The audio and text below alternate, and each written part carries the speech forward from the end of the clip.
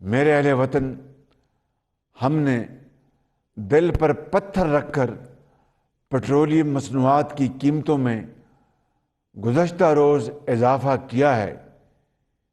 یہ فیصلہ ہمیں کیوں اور کن مشکل ترین معاشی حالات میں کرنا پڑا، یہ سچائی آپ کے علم میں لانا بہت ضروری ہے۔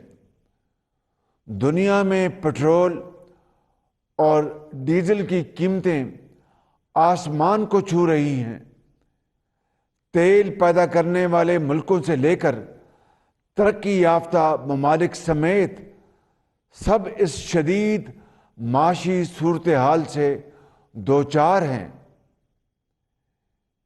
لیکن سابق حکومت نے اپنے سیاسی فائدے کے لیے سبسڈی کا اعلان کر دیا، جس کی قومی خزانے میں کوئی گنجائش نہیں تھی۔ ہم نے اپنے سیاسی مفاد کو قومی مفاد پر قربان کرنا قومی فرض جانا، کیونکہ یہ فیصلہ پاکستان کو معاشی دیوالیہ پن سے بچانے کے لیے ناگزیر تھا۔